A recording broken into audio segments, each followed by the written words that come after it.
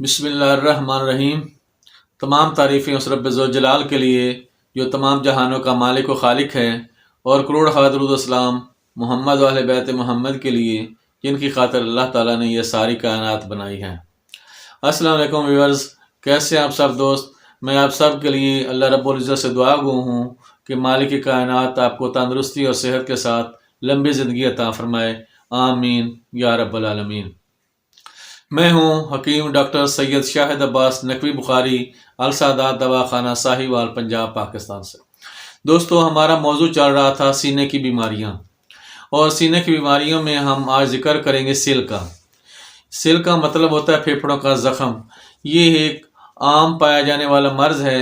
اس میں مریض اتنا کمزور ہو جاتا ہے کہ اس کے سینے کی ہڈیاں واضح نظر آتی ہیں۔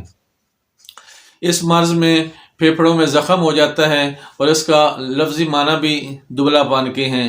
اس میں پھیپھڑوں کے زخم کی وجہ سے مریض انتہائی لاغر اور کمزور ہو جاتا ہے، مریض کو سانس تنگی سے آتا ہے۔ تو اب ہم چلتے ہیں اس کے اسباب کی جانب۔ اس کا نزلہ زکام کے بگاڑ کی وجہ سے جو اس کا مواد پھیپھڑوں پر گرتا ہے تو پھیپھڑوں میں خراش پیدا ہو کر سیل کا باعث بنتے ہیں، زخم کر دیتے ہیں۔ تو اس کے علاوہ نمونیا اور کھانسی کا بھی پراپر علاج نہ کرنے کی وجہ سے وہ مواد پک کر پھیپھڑوں کا زخم کا باعث بنتے ہیں۔ تو یہ موروثی بھی مرض ہو سکتا ہے۔ اس کے علاوہ جب سیل کا مریض سانس باہر نکالتا ہے تو ساتھ دوسرے آدمی کو جو سانس اندر لیتا ہے تو اس کی وجہ سے بھی سیل کا مرض ہو سکتا ہے۔ یہ چونکہ متعدی اور چھوت دار مرض ہے، ایک سے دوسرے کو اور دوسرے سے تیسرے کو اس طرح آگے سے آگے چلتا ہے، تو یہ ایک مریض کے سانس کے ذریعے یا مریض کے بلغم کے ذریعے اور مریض کے بول اور براز کے ذریعے بھی ایک سے دوسرے میں پھیل جاتا ہے۔ آپ چلتے ہیں علامات کی جانب۔ اس کو علامات کے لحاظ سے 3 حصوں میں تقسیم کیا گیا ہے۔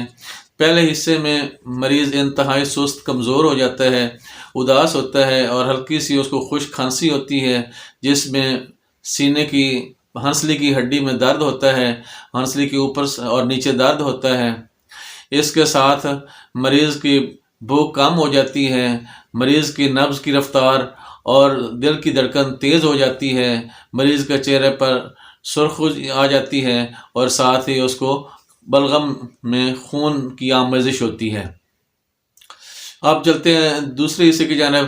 دوسرے حصے میں مریض کے ہاتھ پاؤں میں جلن ہوتی ہے، اور مریض کو کھانسی کے ساتھ بلغم میں پیپ آتی ہے۔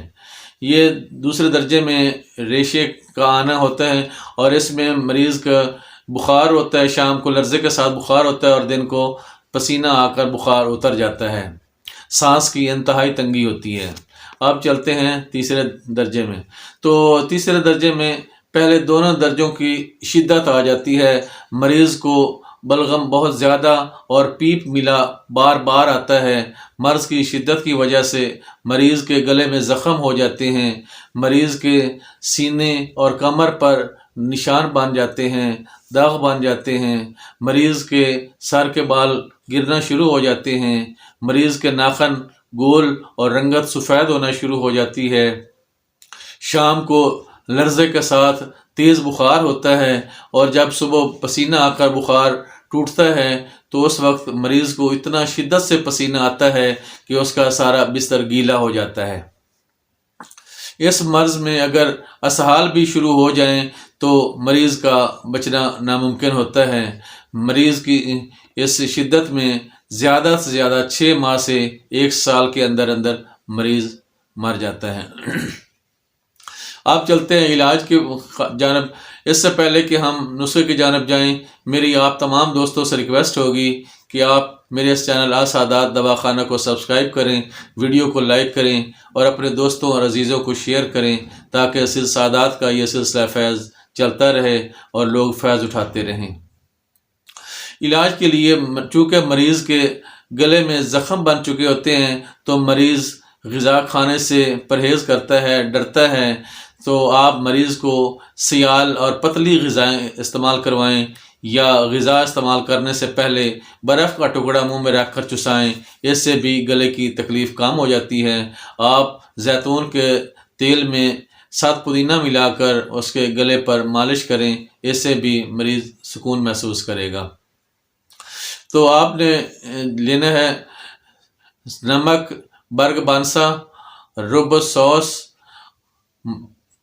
گوند کتیرا، مرغ سمغ عربی، ساتھ اس کے آپ نے لینا ہے کشتہ سنگ جراحت، دم الاخوین، گیرو، اور ساتھ اس میں آپ نے کشتہ لینا ہے دوسرے کا پھٹکڑی سفید۔